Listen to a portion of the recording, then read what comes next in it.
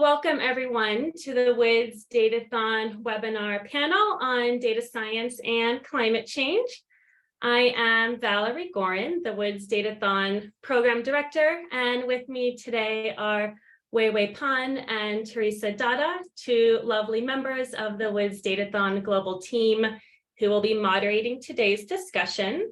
And we are so excited to introduce all of you today to three experts in the field of data science, climate change, and healthcare, and they will be sharing their expertise and knowledge under these various domains. We hope that today you will walk away with so much new insight about how data science can really help us understand and mitigate the effects of climate change.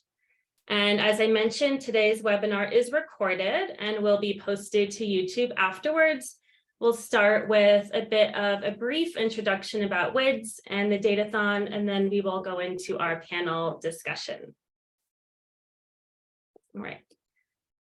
So first of all, welcome everyone to WiDS. The WiDS Datathon is a part of the WiDS Worldwide Global Initiative that started in 2015. Our mission is to elevate women in data science by providing them with inspiration, education, and support in the field. Over the years, WiDS has built out extensive programming to build upon these goals and celebrate women in data science. We have our annual conference based out of WiDS Stanford, the annual Datathon competition hosted on Kaggle, our monthly podcast where we interview women on their journeys and careers in data science. The WiDS Next Gen program is meant to bring data science to young students. And then lastly, our monthly WiDS workshops are additional opportunities where you can learn data science skills and receive tidbits of data science knowledge and expertise. The WiDS Stanford conference this year will be held on March 8th. We will be announcing the Datathon winners at the conference and also featuring a panel on sustainability that you guys might be interested in, somewhat related to the conversation that we will be having today. And also Priya Danti is speaking at the conference. She is Executive Director of Climate Change AI. And we hope that you guys check out the conference. There are a few tickets left to register. If you are available to attend in person, we encourage you to sign up quickly. And then additionally, the conference will be also streamed on live stream. So if you sign up for our newsletter, you can receive those various notifications. Okay. The WiDS Datathon has three different goals. We ultimately are aiming to break down barriers for women to enter the field of data science.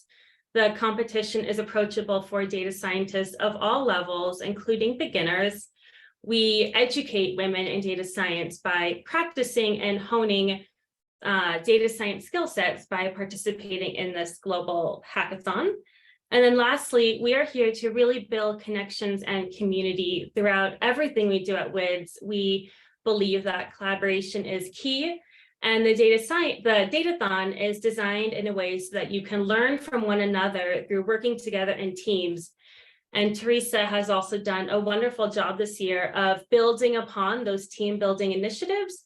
So this year we have a Datathon Slack channel where you can connect with members worldwide, as well as weekly team building events. And every year, the Datathon is always focused on a social impact challenge with real world impact. So this year's theme and why we are here today is to talk about climate change. This year's Datathon challenge really gives participants an opportunity to help address extreme weather events caused by climate change. The data set is provided by Climate Change AI, and participants are analyzing weather patterns over a short period of time to predict future events. This is really crucial to mitigating the effects of climate change and also help to prepare for extreme such events.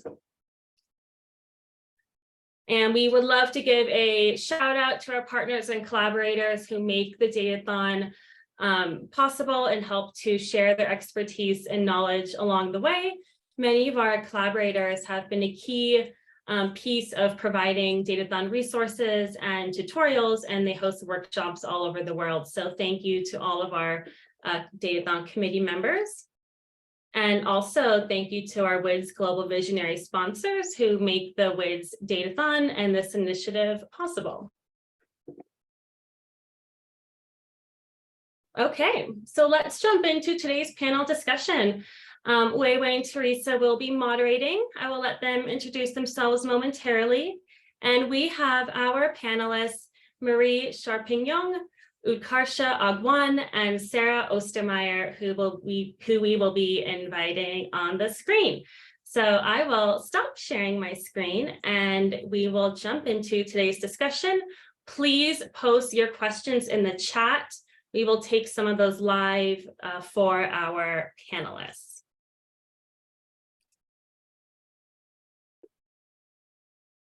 Great.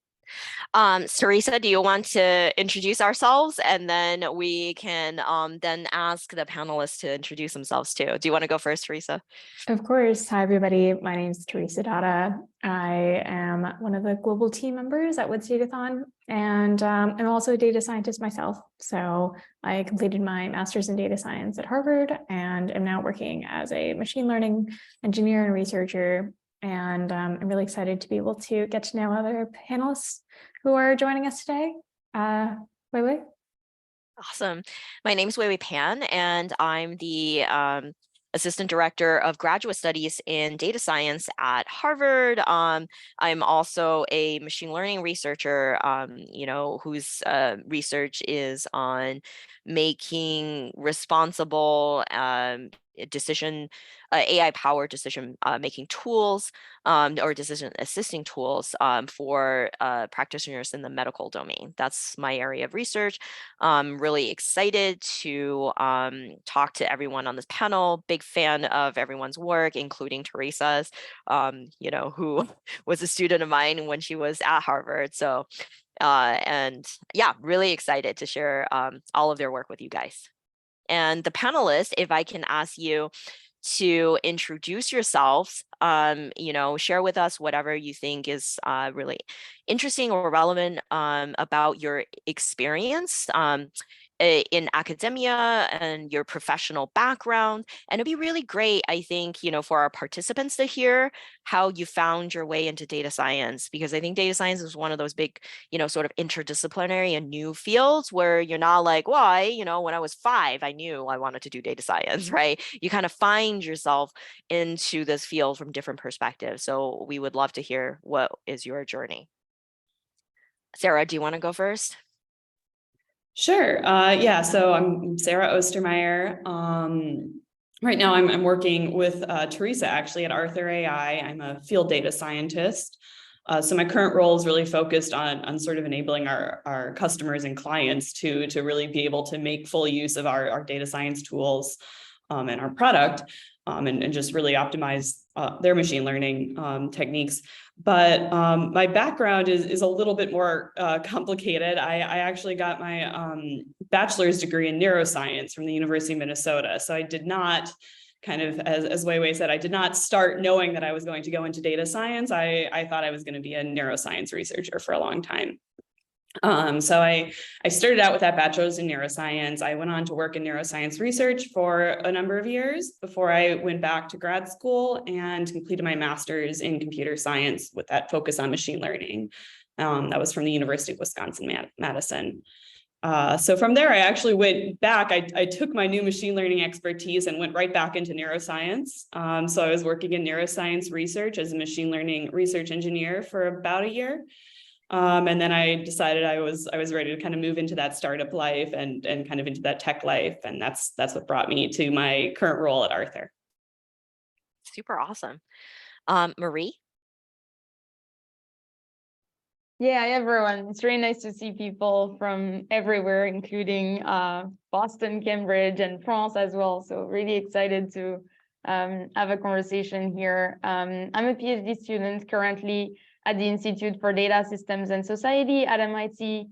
And I have the opportunity to work with Professors Munzer Dalé and Leo Celli from the critical data team, who, you know, has been collaborating with Weiwei, Valérie, and the team for many years. So yeah, really grateful for their support and their mentorship. And I think this is also part of the data science adventure. You know, you meet people along the way, especially in healthcare. It's a very collaborative field.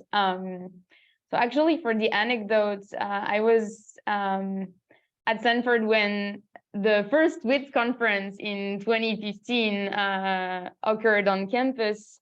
I was doing my master's there in computational and mathematical engineering. And this is through one of the career events actually at the Institute that I met my former manager, John Hugger at Microsoft.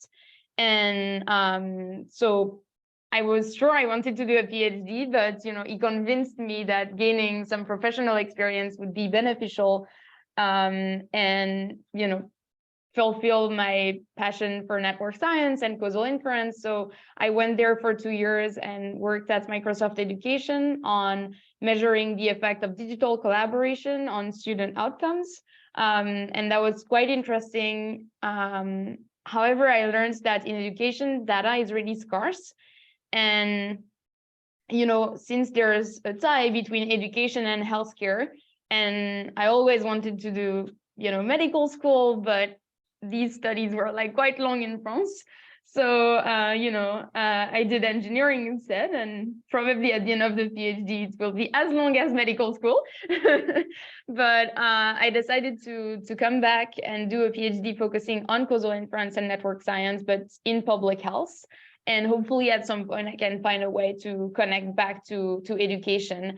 And yeah, some applications I work on include drug repurposing for dementia, agent-based modeling to try and simulate policies on networks. And I also work on measuring the effect of hybrid work policies. And actually that also relates to the climate, because, you know, what if we were all trying to optimize in terms of remote work, in-person work for well-being, but also for the climate. So yeah, really excited to hear from everyone. That's super awesome. Utkarsha? Yeah, hi everyone. I'm a PhD candidate in electrical engineering at Berkeley right now, and I'm actually talking to you from India, where it's 9:45 p.m. So forgive me if my voice is a little scratchy. So yeah, I went to do a PhD straight out of undergrad. In my undergrad, I was an electrical engineer, which I desperately wanted to do. That's what I desperately wanted to pursue because I really wanted to work on solar. So in my mind, I thought climate change was a big problem. The obvious solution in my mind was let's make energy clean. And so I spent my undergrad doing research on solar cells, came to Berkeley, realized I liked the math behind optimization and statistics more, and promptly switched fields. So I still continue to work on clean energy, but the methods that I use have changed to more optimization and controls and data science. And that's because there's a huge, there used to be, and there still is, a lack of data for a lot of clean energy systems. And that's a need that a lot of people are trying to fulfill more and more. But the data that you do have can give you really interesting insights and help make the power grid cleaner. So climate change has motivated my work throughout, and that's how I'm here. Super awesome. Yeah, so Teresa, I believe, has a set of questions, you know, just to set up our discussion, to get everyone's perspective on data science and what kinds of problems you guys think, from your perspective, data science can solve. So Teresa, do you want to take the next section? Yeah, of course. Thanks everybody for sharing your stories. I'm sure a lot of our audience members and me myself also kind of resonate with kind of windy paths to getting to the point of being a woman in data science. And I'm sure those paths will continue to evolve as the field itself continues to evolve. And in that thread, we're all very aware of like the capabilities of data science and the capabilities of like what it can do to solve impactful real life problems, but I would be very curious to hear a little bit more about each of your experiences and the types of problems you're interested in solving using data science, and the benefits of using data science to solve real life problems, but also like what potential challenges may arise when using data-centric approaches. Marie, would you like to get started? Yeah, sure. And I can take a concrete example, working on dementia and, the case of older populations in general. I think one, research question I'm really interested in is, can we improve planning for public health and populations that are vulnerable to climate change using multiple sources of data, right? So we have data about population growth, we have data about social vulnerability, right, across, for example, the different US counties and census tracts. We also have weather data, right? So both temperature and humidity actually that matter, and their interactions. We have data about, all the disasters that have occurred in Cascade, right? So for example, wildfires, where did they start? And so to me, the question is, how do we integrate all of these sources of data to, forecast each of these elements, right? Either jointly or independently, and then ask the question, what could happen to our emergency room admissions? What could happen in terms of excess mortality among people who have cardiovascular dysfunction, respiratory issues, cognitive problems, because we know that both for biological reasons that maybe Sarah can explain more than I know, but issues related to thermoregulations, for example, in older populations, but also social issues, right? It's not just a matter of being old and more vulnerable, it's also a matter of being socially isolated, right? And so you may not be as aware right, of the potential impacts of a heat wave. And we've seen that very recently, right? In England, there was a major heat wave last summer, and that led to high excess morbidity, hospitalizations, and high excess mortality as well, including in nursing homes, but also in the community. So to me, the challenge really is, how can we integrate these various data sources in a way that's equitable, right? Because there are places where we have more weather stations, right? There are places where citizen science, right, where we all collect information about temperature and humidity is more, developed through dashboards and, networks of people who collaborate than in other places. So yeah, how can we, use these data to inform public health planning? And, coming from systems and control theory departments, the idea is, how can we use this as a feedback loop to update our climate regulations, right?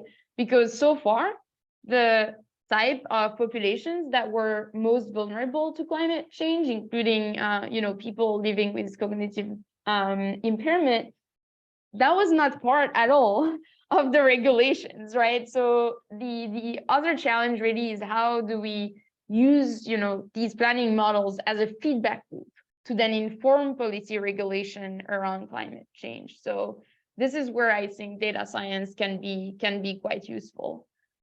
Yeah, I think that's a really important also aspect to consider as to how data science and analytics and machine learning are all part of a larger pipeline. And that first step is always the collection of data, and what are we actually eventually going to be analyzing or feeding into models, and thinking about how that data is collected, or what types of pitfalls might be in place, or how representative that process is. That's a really great point that we all need to be thinking about. Utkarsha.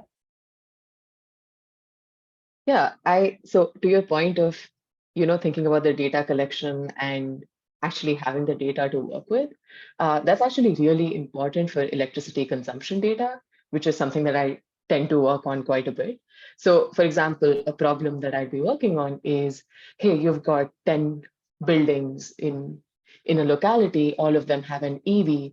Let's make sure they don't all start charging their electric vehicle at the exact same time, because if they do that, that's going to blow up the local power grid, the local transformer. And so for things like that, what you really need to do is have meters and then have live metering and be able to process that data really quickly and report back prices or report back a signal that tells these people not to do that action. And there's actually a lot of experiments and in fact some companies that have capitalized on doing some really simple, well, I won't say simple, super effective, but no complicated machine learning involved with electricity consumption data.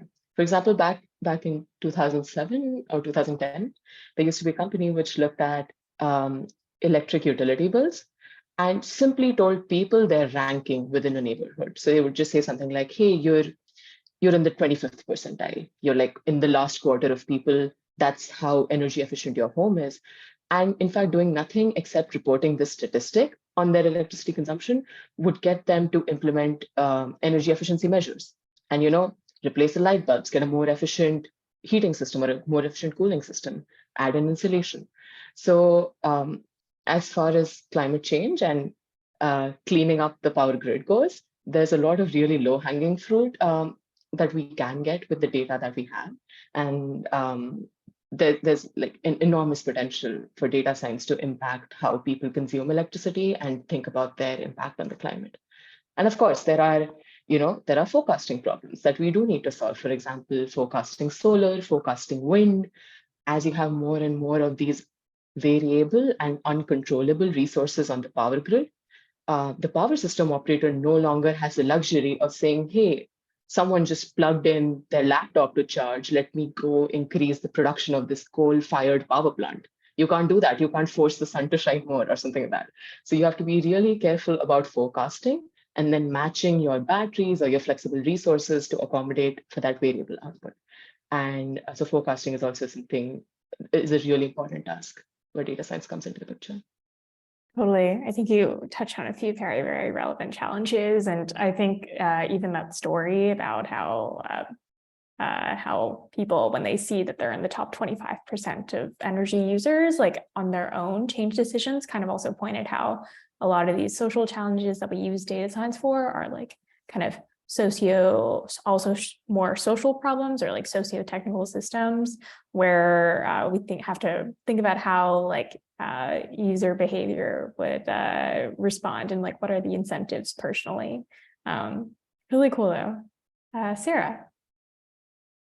Sure. Yeah. So in terms of like the types of problems to solve with data science, I think my co-panelists have brought up some of like the biggest ones. I think things like healthcare and sort of managing electric grids and forecasting for climate are some of like the biggest ways that data science can really impact the world. And so in my current role and even in some of my past work, I've seen data science, I see customers and I see other people using data science for everything you could even imagine, right? Things like managing supply chains, trying to predict fraud from a banking perspective, all different kinds of things. And, I think in my current role, my focus is a lot more on sort of what are sort of the potential risks of using these types of data-centric techniques, what are the downfalls, and how can we try to make sure that those don't cause major problems, and how can we really make sure that these data science techniques are effective and are not causing more harm than we realize.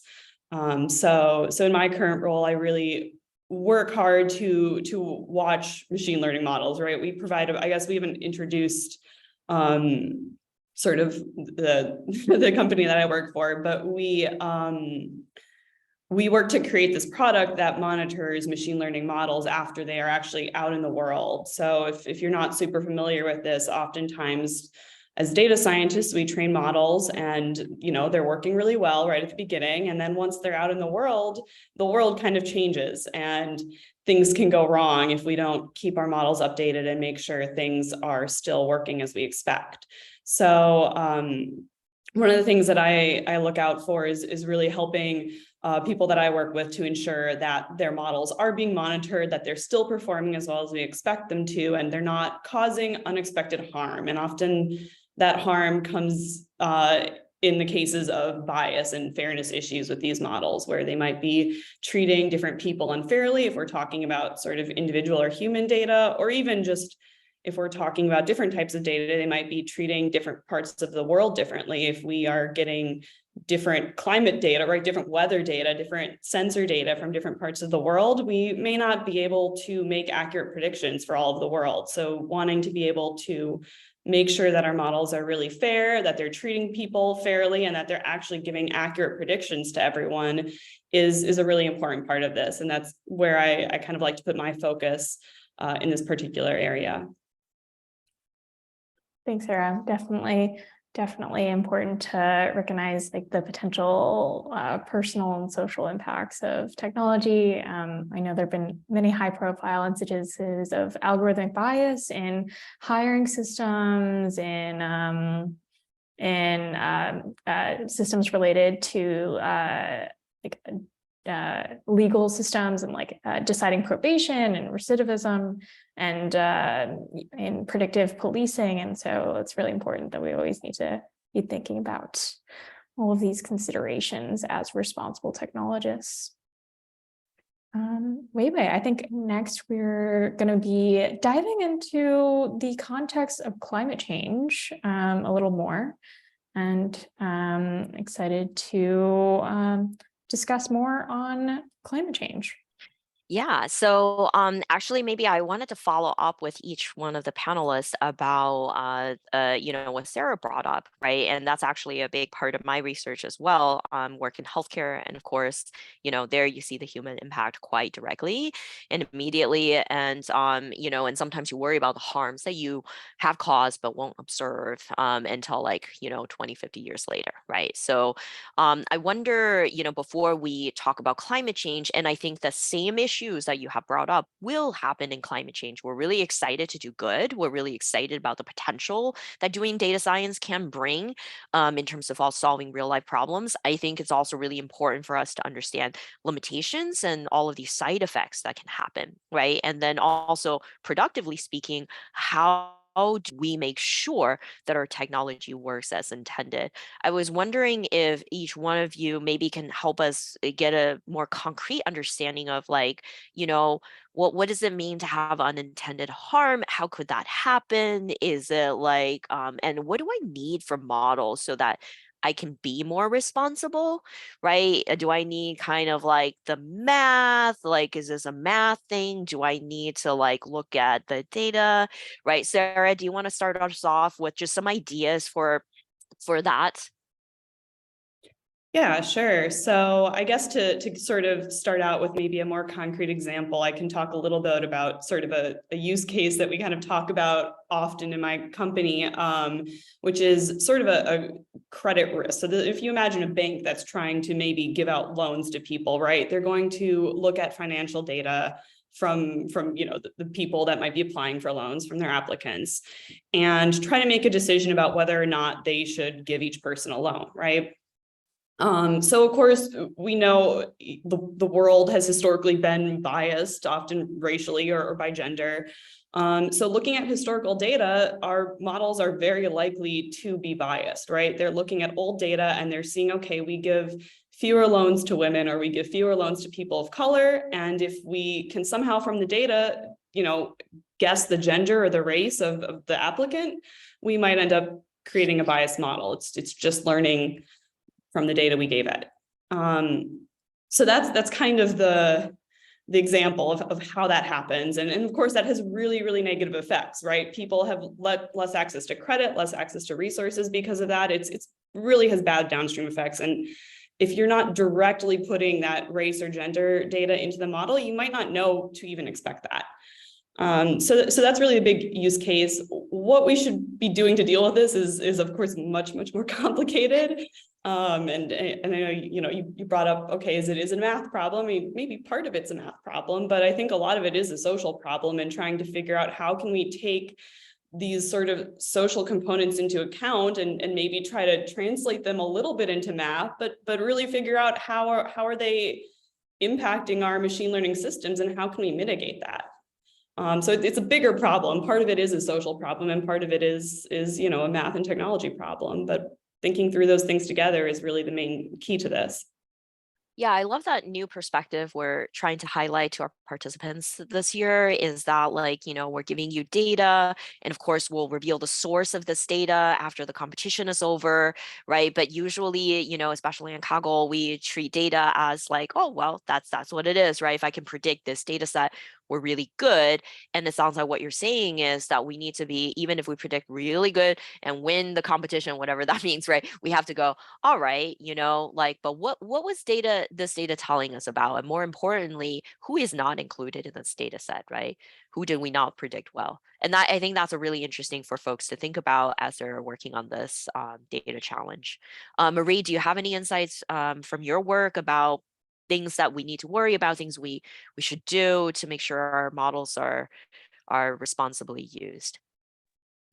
Yeah, I was trying to think about it as Sarah, you were talking, and three themes came to mind. Like, one is, I always wonder in research whether we're targeting the right problems, right, in order to not do harm.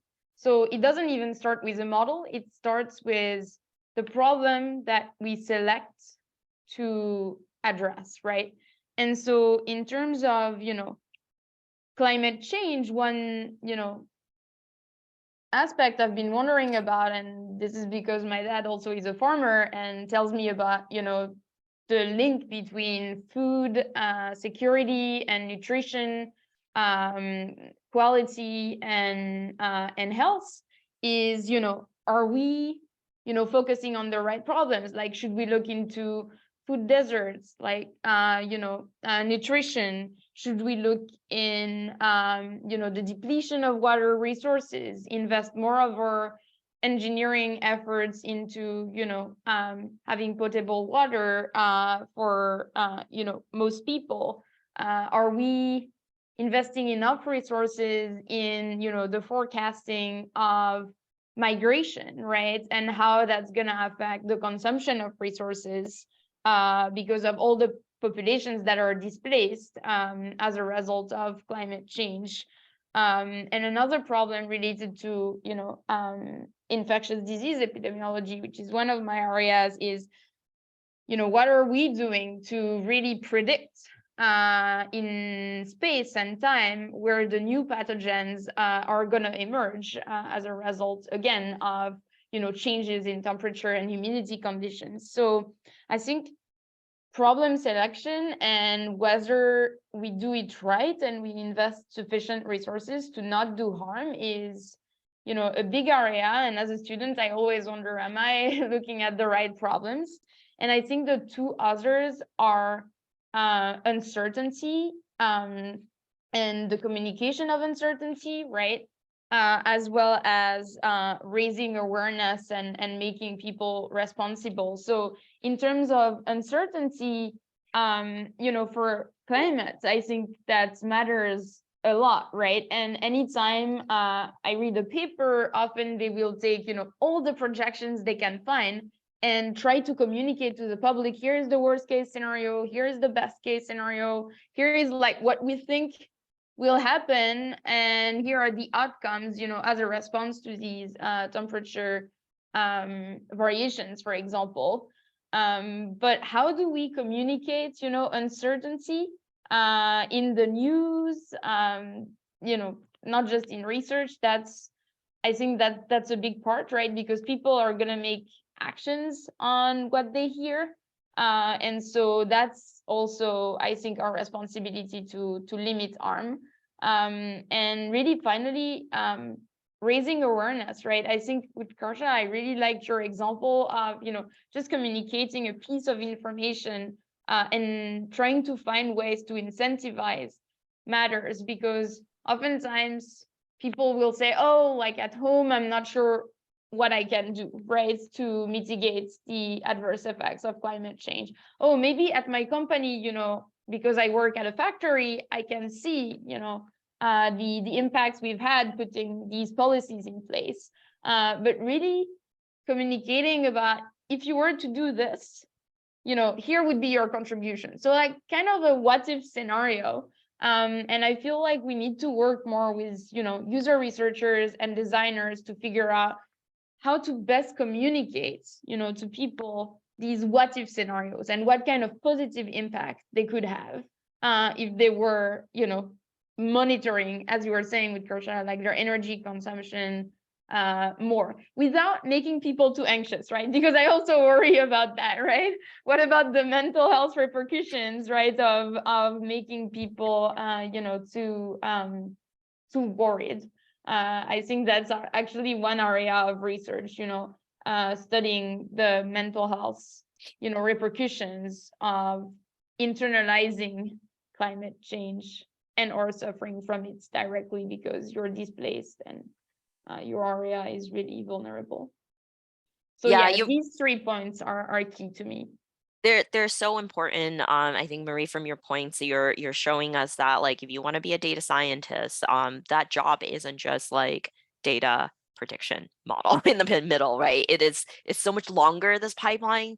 It's about like this thing that I'm trying to predict. Is that even useful? If I knew it, like, would that help? Like, should I be predicting something else? Which oftentimes we don't like ask that. We just go, oh, it's a hard prediction problem. Like, which model should I use? And maybe this prediction problem shouldn't exist. Maybe I should spend my time doing something else, right? And then kind of the follow-up is like, I made this prediction. That doesn't change anything, right? If you made perfect predictions and win a Kaggle competition, that doesn't change anything in real life, right? It's like about communicating this and then thinking about also not just communicating, but how to incentivize for people to act on your prediction, right? And that's something, again, I feel like if you're an engineer, and that's why it's so nice to have multiple perspectives and disciplines, we're not often trained to think about the human perspective, but we can't intervene on human problems if we have no insight on human perspectives, right?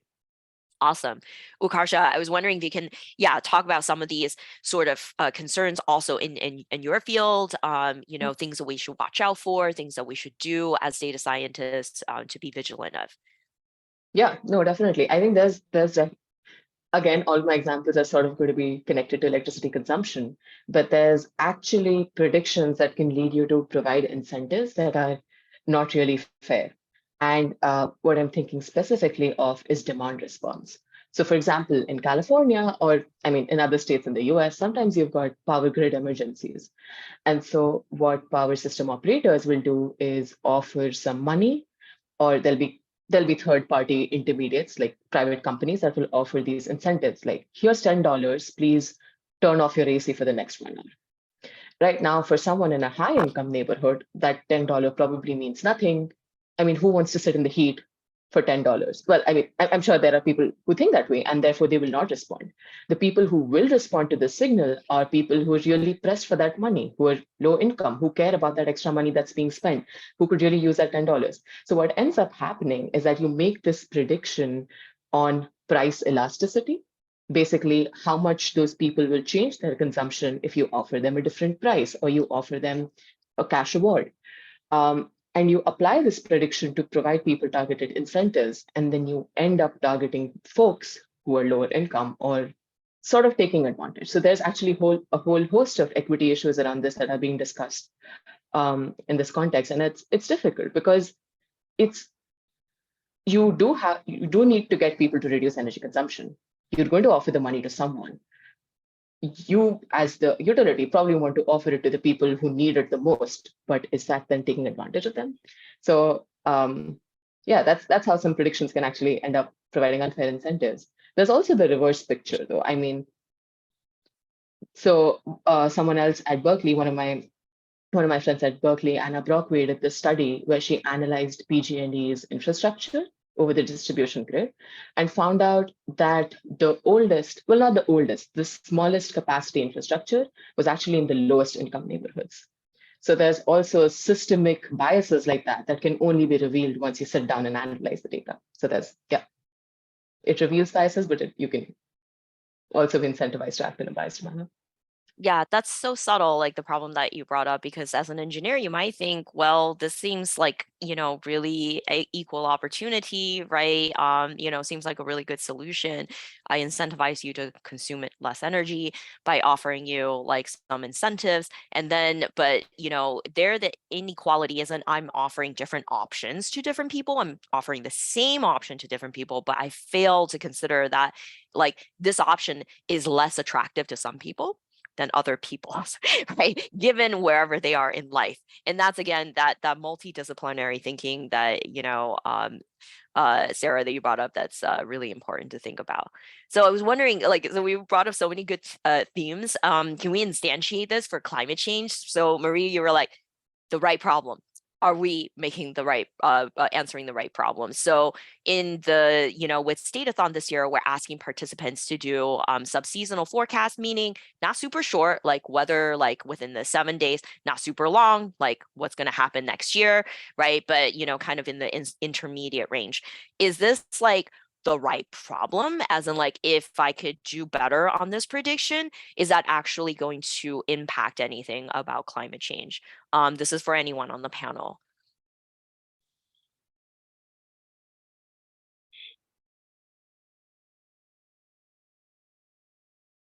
Maybe Utkarsha, especially, as it relates to energy. Like, if I knew this, like, No, can I do definitely. something with it?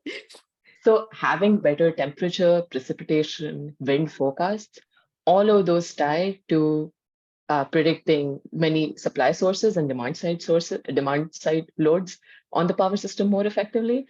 And having better forecasts is the first step to being able to deploy them reliably. What I mean by that is if you don't even know what the sun's going to do tomorrow, you cannot plan for it. And so the first step in being able to plan around variable resources is better forecasts. So absolutely, having better forecasts of temperature, precipitation, and all of these other weather-related parameters is critical for the power system, at least. Yeah, that's super great. No, go ahead. Yeah. In terms of what the best problem to be working on is, I don't think there's such a thing. I think there are like 100 problems that we need to solve for climate change. So I agree, right? So that's why this question is also hard, because you're like, well, I have this expertise, I can solve this problem, right? We do have to ask ourselves, is this like the right question, right? But there is no such thing as the only right question, right? There are many, many different types of questions we can consider. You're right. Marie, I was wondering if, do you think that if we can solve the sub-seasonal forecast problem, we can do the forecasting better? Would it have any kind of foreseeable, useful effects in field of healthcare, for example? Yeah, I think I was thinking about two, implications in terms of preparedness in healthcare and also in food security, and the two are linked. To me, in healthcare, there's a lot of short and midterm planning, right, that we can actually do.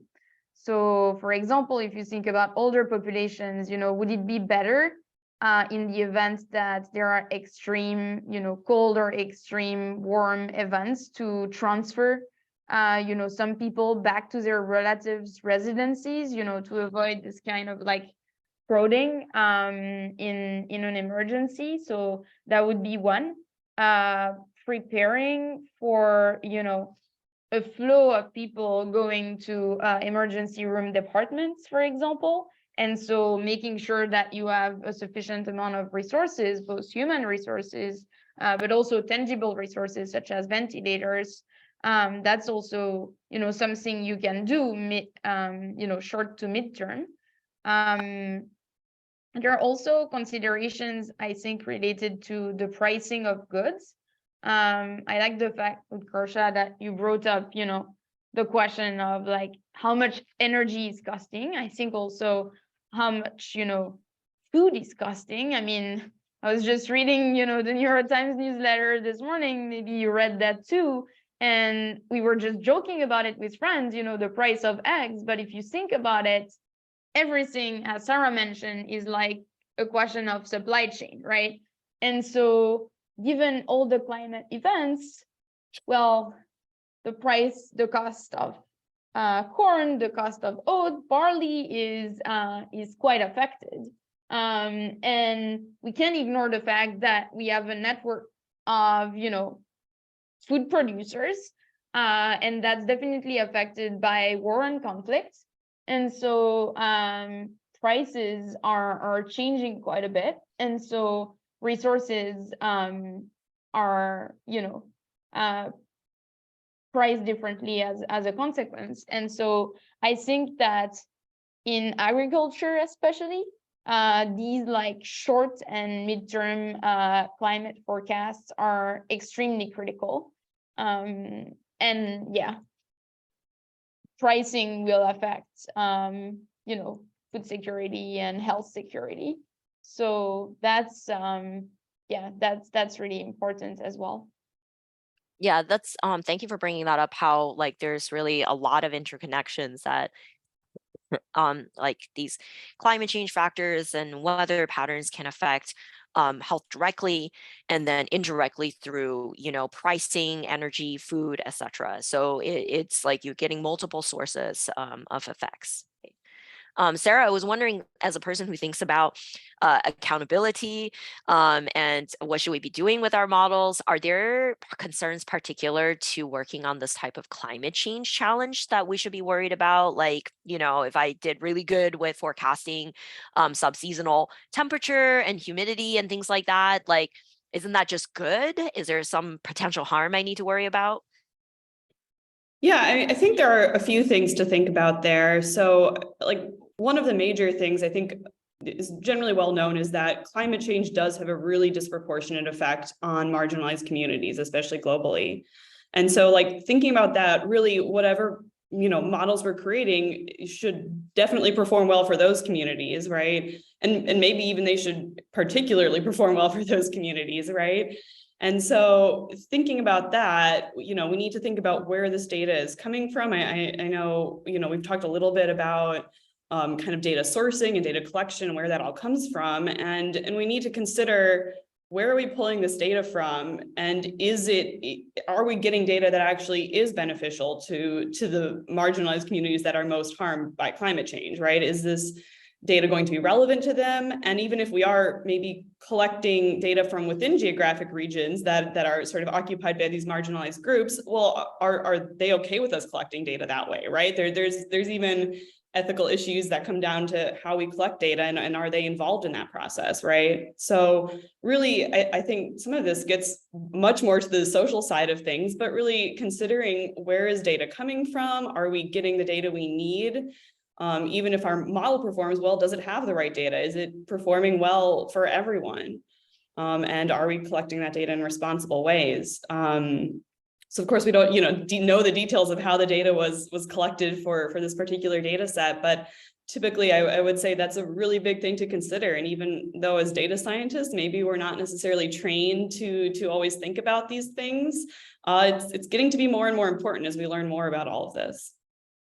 Yeah, I absolutely agree. And just not as in data science, but if we look at examples from other fields and disciplines like medicine, for example, we haven't always had the best practices in terms of collecting data, right? We haven't always, obtained the right level of consent, right? And then of course, that gets into this, that power relationship can become very extractive and abusive, right? If there isn't that level of consent and, buy-in that we need from people that we're collecting data from. So I absolutely appreciate that you brought up that point.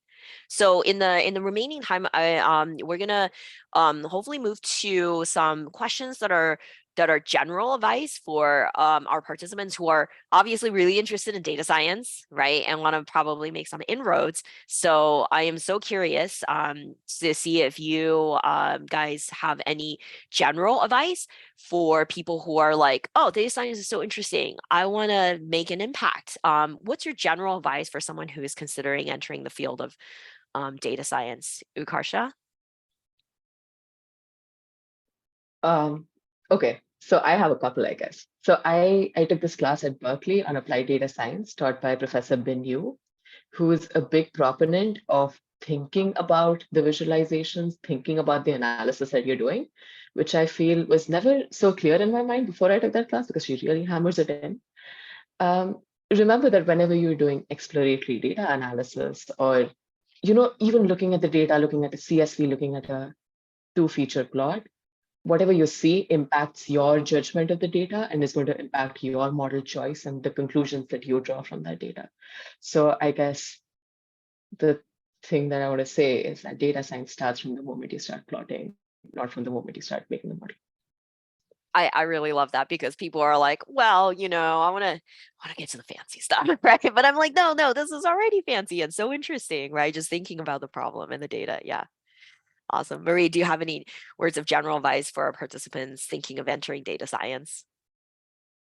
Yeah, I think to me, one, fun part of data science is that creativity is endless and all backgrounds are really valuable. And just to take an example, when I was working at Microsoft, at some point we had churn prediction problems, and one of my colleagues, brought the idea of representing a customer's activity as like a big image, right? Where, the columns are all the time steps, and the rows are potentially all the activities, for example, sending emails, connecting through Microsoft Teams and having a meeting, etc.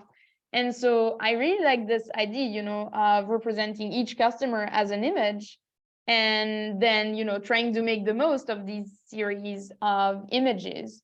Another example that actually Teresa brought up, in the field of criminal justice is that, people who commit crime tend to, cluster in certain ways. And, also crime can be recurring, right? So what if, in order to help avert crime in a neighborhood, you were studying the particular network structure? So that's actually what sociologists that are also very computationally trained do. And I think that showcases, how collaborative data science is, and the importance of learning about the problem space.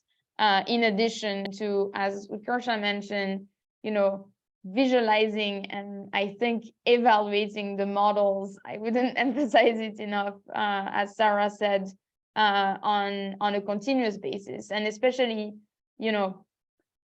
anytime I work with another student, whether undergrad or a grad student like me,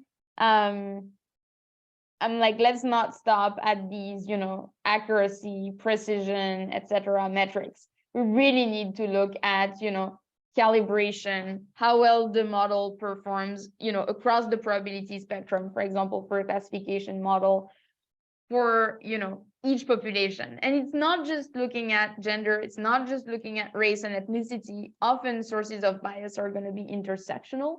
So we need to look at, the profile of a patient, for example, in healthcare in a complete manner. And it takes a lot of digging, as Utkarsha was saying.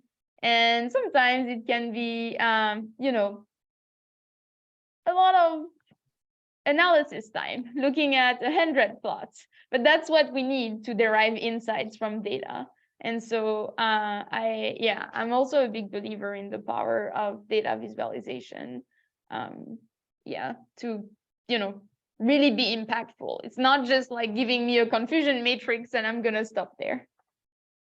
Yeah, that's really awesome that you mentioned that, there's you mentioned, I love the word kind of very intersectional view of the data that you must have as a data scientist, that this is not a number, right? This is a number that represents, many aspects of real life insights, right? And you have to go find these insights and integrate them into our analysis. And I love that you mentioned that, data science is very interdisciplinary. I think that's good for us to remember, because sometimes I'm like, oh no, I need to be a social scientist and also an economist and also worry about energy. And I don't know any of these things, right? And then I'm like, well, I can't make good decisions. And even though we're emphasizing that, hey, you need to think about everything, not just the numbers, we're not saying that you need to think about it alone, right? So a data scientist is in a team of lots and lots of experts. You should be working with domain experts so they can tell you some potential ethics concerns of what you're doing,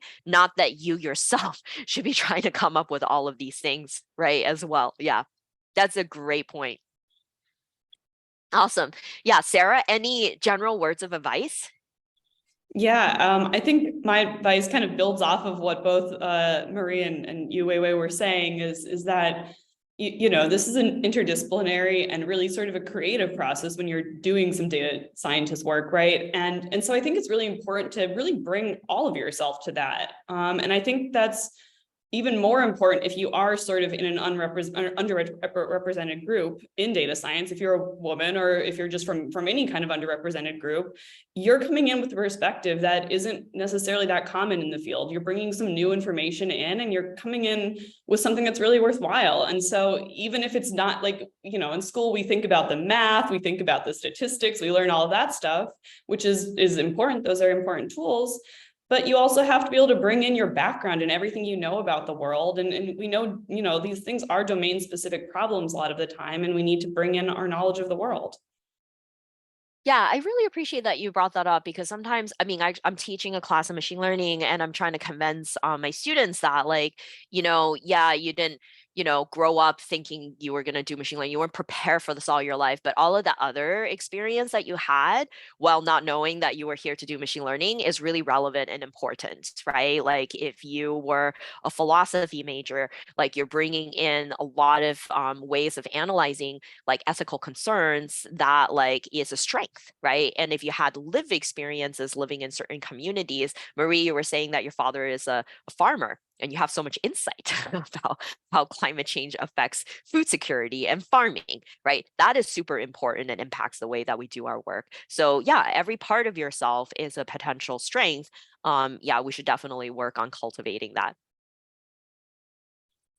That's super awesome.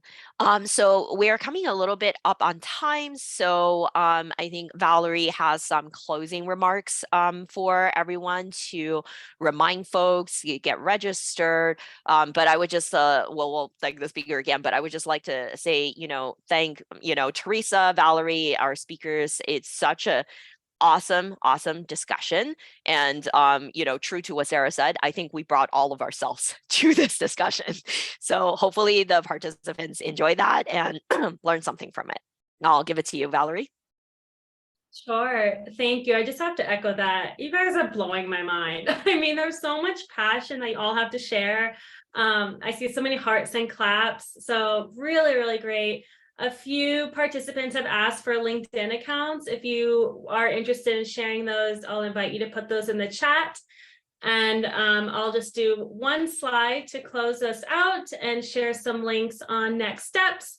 If you guys have not already registered and would like to participate in this year's challenge, that is the first step for participating, and you will receive the link to Kaggle upon registering. And as I mentioned before, we have a global Datathon Slack channel where you can all come together and connect. So we encourage you to check that out and introduce yourselves on the Slack. Sign up for the community series events. I know there was a participant in the chat who was asking for that link as well. So this will be sent out and you can get the link to sign up for these events where there will be additional fireside chats. These are really great speed dating opportunities to meet one another on Zoom and form your teams. Attend a Datathon workshop. So shout out to all of the ambassadors who are on our call today worldwide, hosting workshops to help you all through the challenge. Some of them are also featuring speakers in their area, sharing their knowledge and expertise on data science and climate change as well. So please look into those workshops. And then lastly, if you're interested in the Stanford conference, we invite you to sign up to register and stay tuned for the live stream announcements. So thank you everyone for participating today. And thank you again to all of our panelists for such a great discussion. We will keep the floor open for another 5 minutes or so to capture various things in the chat. And let me also take a quick look at this. I see a question, do you require any background information to join the challenge? So No, we don't. The registration form is pretty basic and just provides your name and like industry and things like that. And like we said, the challenge is open to beginners, so no background is required to participate. I see some of you are interested in connecting, so thank you. And there's lots of thank yous in the chat. So thank you everyone for a great panel discussion. Thank you everybody for joining, and thanks to the panelists again. And to Calicia, as for age requirement, we do not have a age requirement. However, if you are under 18, you do have to receive parental consent through Kaggle, and we have links on our FAQs as to how to achieve that. I just wanted to touch on that point. And I'm sure as master's and PhD students, you've also experienced that undergrads and high schoolers have reached out, and during the pandemic, I've had really a wonderful time. And I keep working with high schoolers, and some of them, have joined Stanford, Princeton, MIT, and it's really fantastic. I don't think there is any, age to start doing data science, just the same way there's no age to start coding. And yeah, we worked on projects on measuring, for example, gender, racial, ethnic inequalities in access to like high quality publishers, looking at Dimensions AI, which is platform aggregating all publications and all grants. And high schoolers have come up with, fun ways to visualize networks in Gephi, for example, and to measure disparities. So I really think there is no age to get started in any direction, by the way. I also have retirees in some classes that I'm taking in Boston, who want to refresh their statistics because often they're quite knowledgeable, but learn more, in terms of like Python and TensorFlow. So yeah, both directions, age doesn't matter. Yeah, I really love what you said. It's kind of like true to, right, the motto, it seems like, for this panel, bring your full self, right? So if you're a high schooler, you have a generational advantage of having a really interesting perspective, right? If you have more life experience, well, that can only be good, right? So it doesn't matter, where you're coming from, your perspective and your uniqueness is always going to be a strength. Awesome. Well, thanks everybody. That was super, super fun. And I'm sure our participants really, really appreciate all of the perspective that you guys shared. And thank Teresa and Valerie for helping to organize this. Yeah. And don't hesitate to continue after the Datathon. I think there was a question about data collection processes, the need for model interpretability. I mean, for sure, like I think we can only agree. The Datathon is just a cool opportunity to have a quick proof of concept, pair up with a team that's extremely motivated and interested. But of course, in order to learn more about the data pre-processing and its implications, it's fun to continue working on the Datathon project even after the event. I think that's the most interesting piece, actually, especially if you want to get more involved in data science for climate change. Completely agree. Okay. All right. Well, bye everybody, and see you in future WiDS events.